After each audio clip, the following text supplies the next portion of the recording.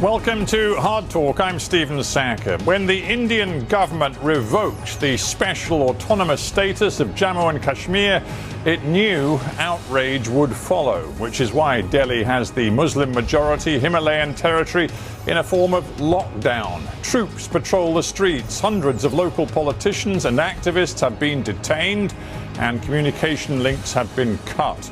My guest today is Shah Faesal, leader of the Jammu and Kashmir People's Movement. How will Kashmiris channel their anger, and how much support will they get?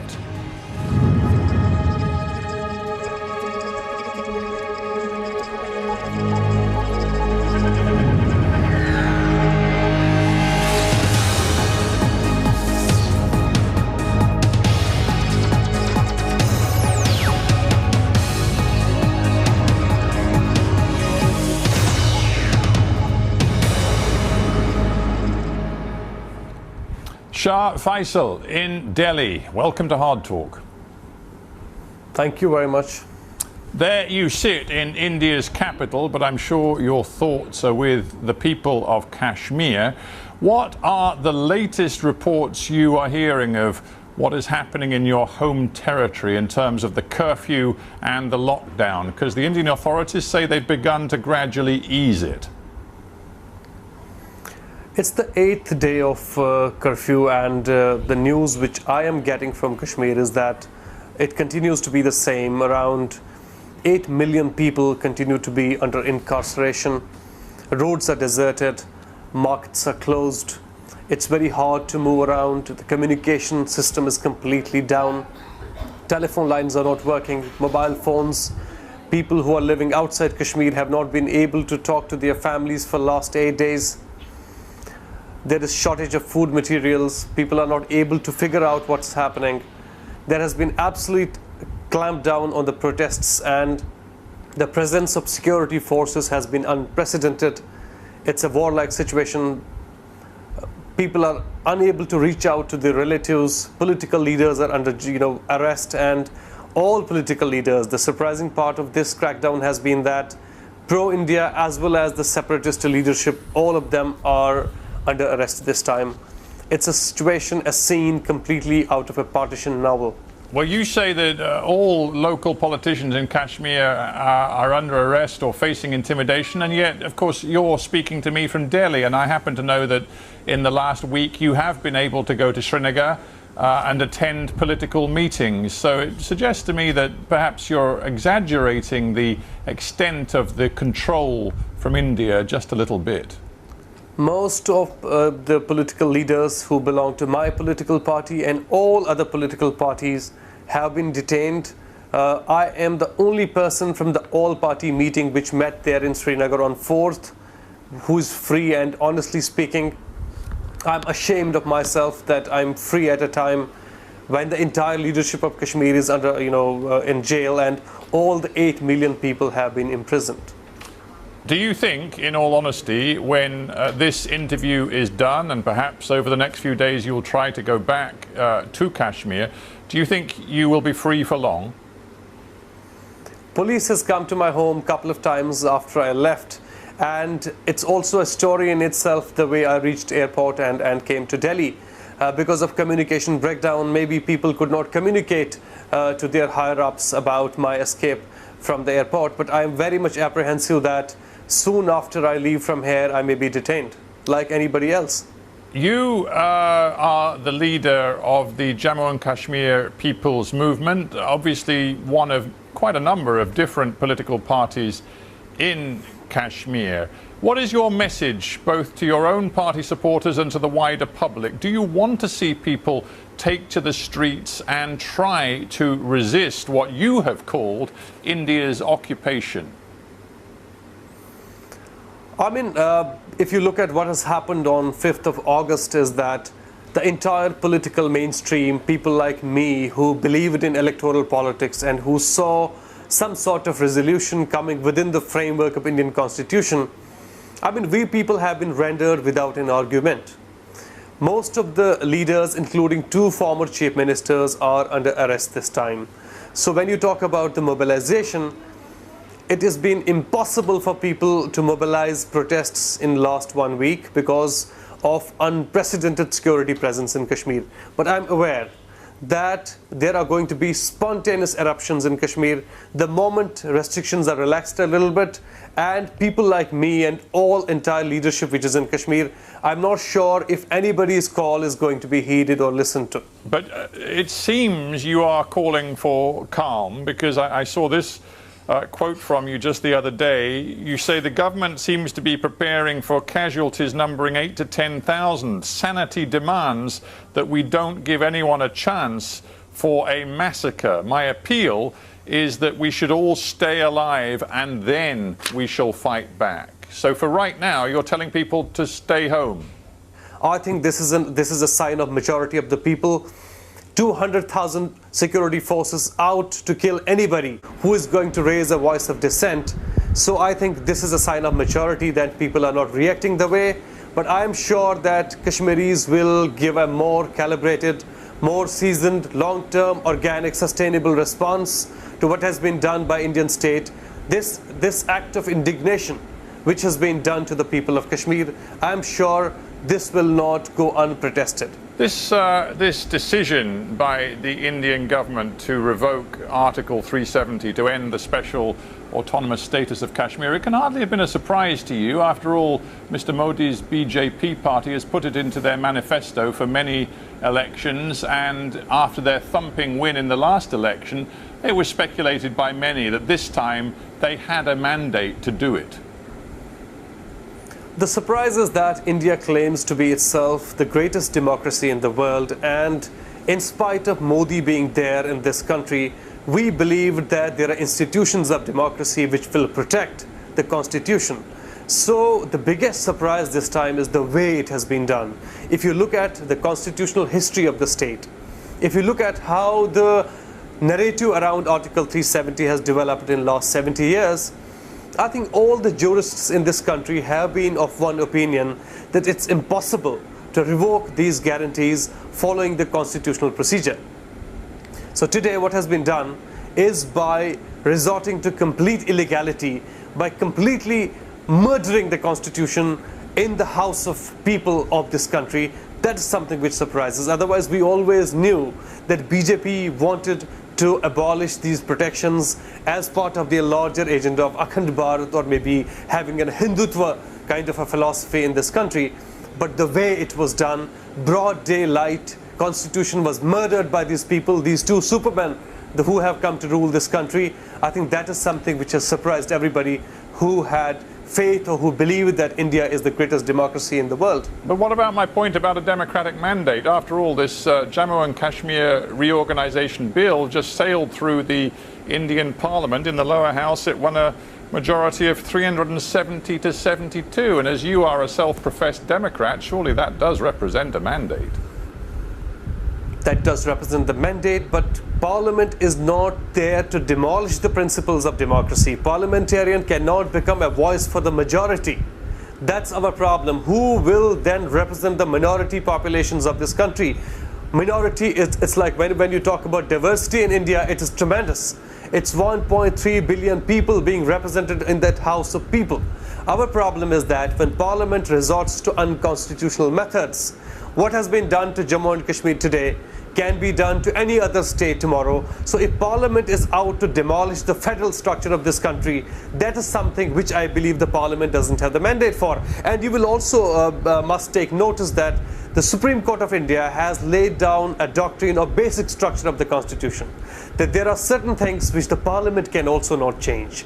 And we believe that these articles, Article 370, Supreme Court has laid it down, that these articles are in itself part of that basic structure which the Parliament cannot change. So, Mr. Faesal, I guess the logic of your position is that this will end up in the Supreme Court. And I know that there are various legal challenges to the revocation decision which are going to head toward the Supreme Court, but let's face it, the court today has issued a ruling saying that it won't intervene in the imposition of the curfew and the lockdown. It says that the government has every right over the next few weeks to impose this policy and to let things stabilize. So it's not clear the court's going to be on your side.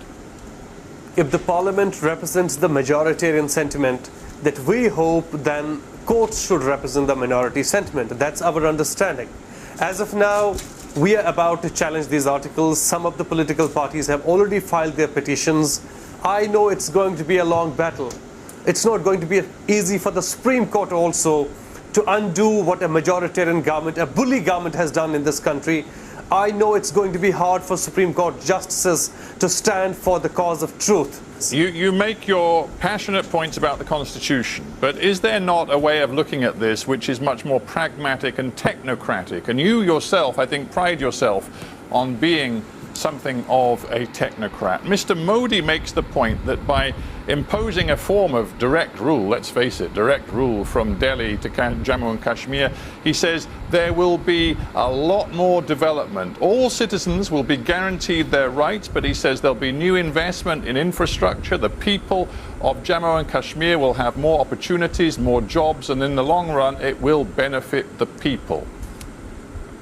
I think this is a completely mischievous narrative that has been built around abolishing of Article 370. If you look at India, which is now 28 states, Jammu and Kashmir state has developmental indicators better than many of such states.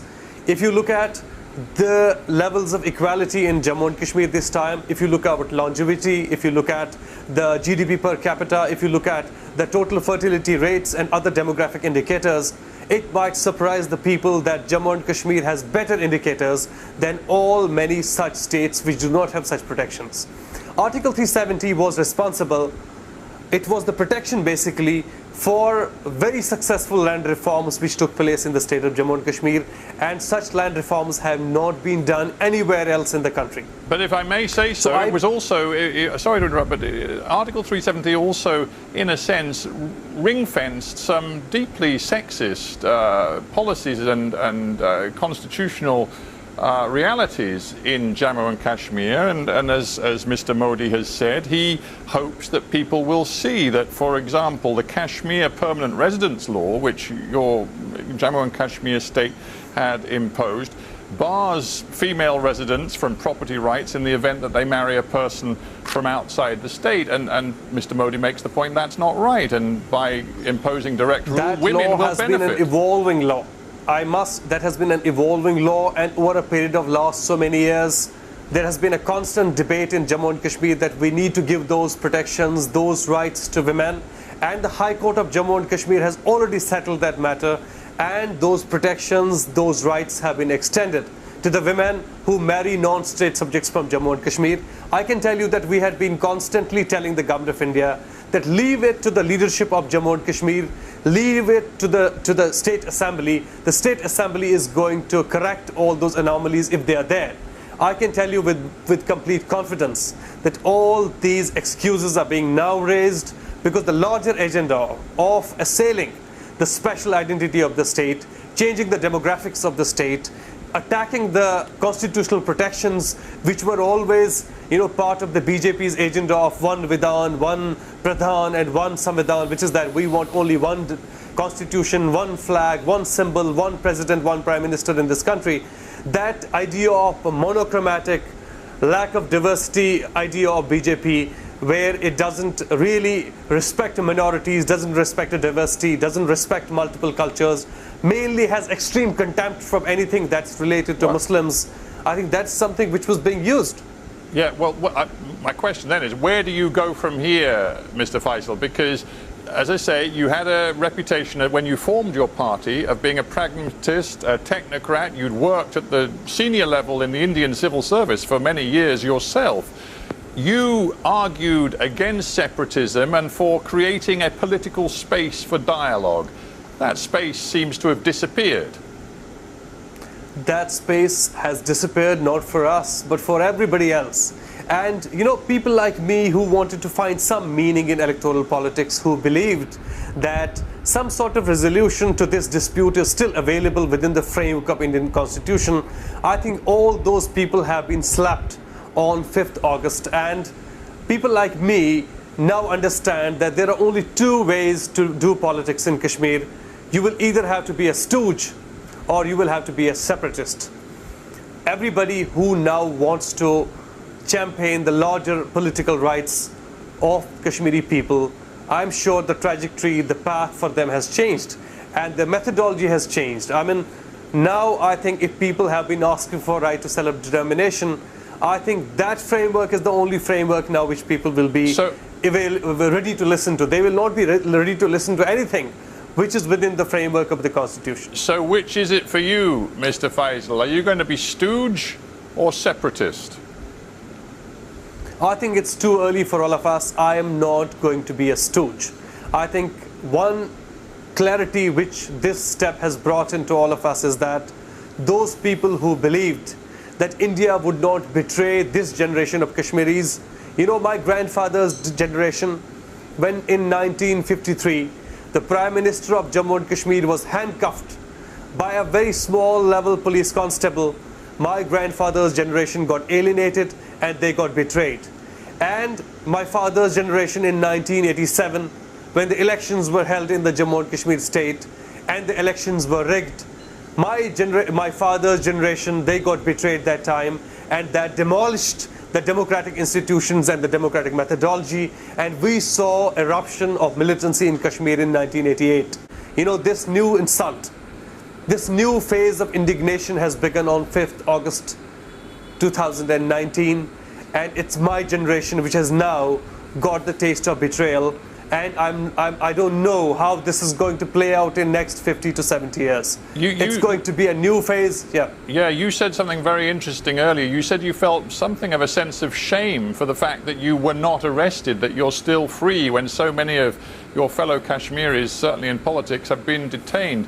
Do you also feel a sense of shame that for so many years you were an insider inside the Indian civil service, arguing that it was less important to pursue a path of separatism, more important to concentrate on things like supplying clean water, infrastructure, development? Do you think you got it wrong? Do you think ultimately you are part of the problem? I have to confess today before the world that we were trying to sell a wrong product to people of Kashmir, and we have been snubbed on 5th August 2019 when this unilateral assault on the constitutional identity of the state was done without taking any of the stakeholders on board, by resorting to complete military might and suppressing the voices of the people in Kashmir.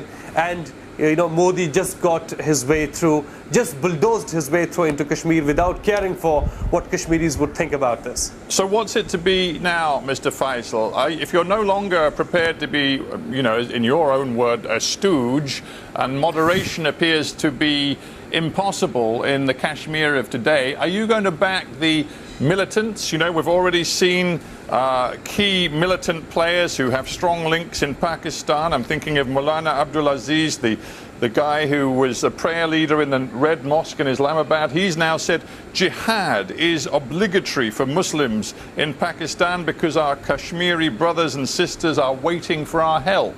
Is that the sort of language you can now identify with? The way voices of political moderation have been silenced in Kashmir, I'm extremely worried that it will give credence to the extremist elements, and extreme ideologies are going to flourish in our part of the world. But when it comes to myself, I believe that a sustained, non-violent political mass movement will have to be launched in Kashmir. It may take a lot of time, but my belief in non-violence stems from the fact that most of the political movements in the rest of the world have succeeded as long as they have been non-violent.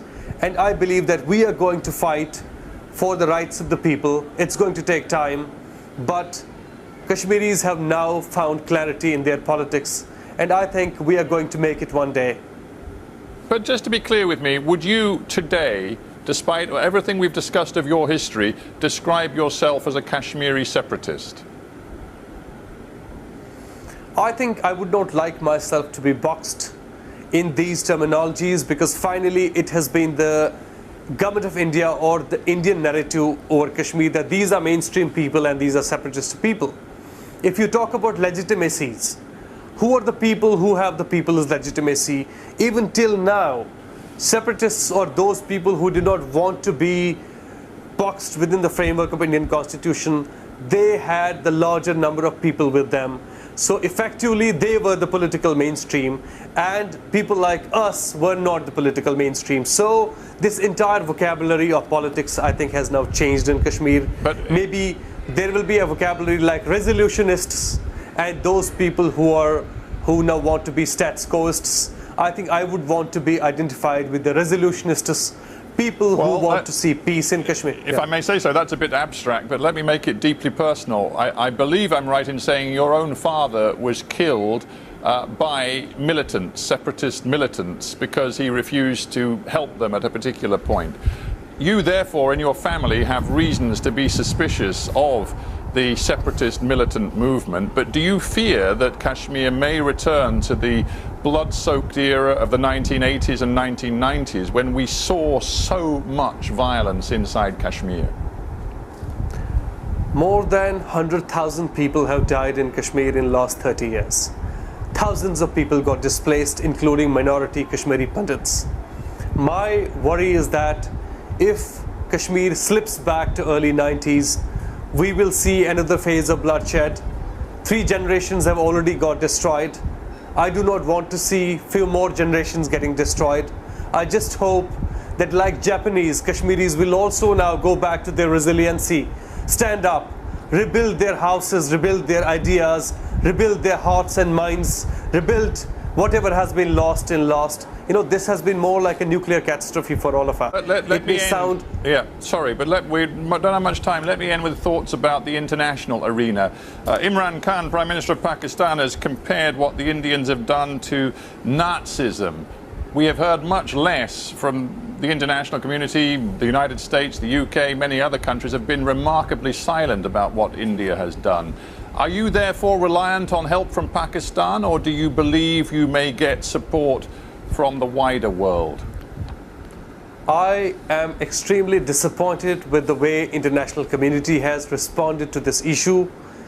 People have to understand that Kashmir is, it's 3 nuclear powers claiming right to this territory. It's a nuclear flashpoint. It's a powder keg. And this cannot be left unattended.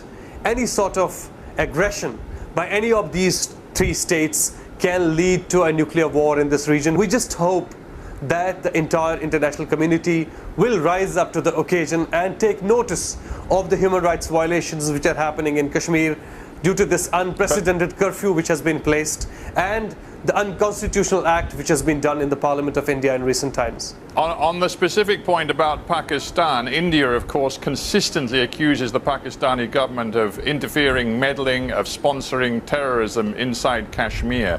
Do you believe that the climate is now right for Pakistan to actually play more of a role inside Kashmir? Will there be Kashmiris looking for Pakistani help? I think Pakistan has behaved like an international NGO about this entire issue, wringing its hands and showing tremendous amounts of helplessness when it comes to dealing with this issue. We have always hoped that India and Pakistan could sit together and resolve this issue. India and Pakistan had 70 years to figure this out among themselves. Now that they have not, I think it's the job of the international community to come in and help these 2 belligerent neighbors to make peace with each other, and at the same time recognize that the primacy and the primary stakeholders of this dispute are the people of Kashmir, and the voices of Kashmir need to be heard. It has always been that the narratives about Kashmir are mixed with the narratives about Pakistan, about India. I think it's about time that people recognize that Kashmiris deserve to have the agency over their future, and the voices of Kashmiris need to be heard. Shah Faesal, we have to end there, but I thank you very much indeed for joining me from Delhi.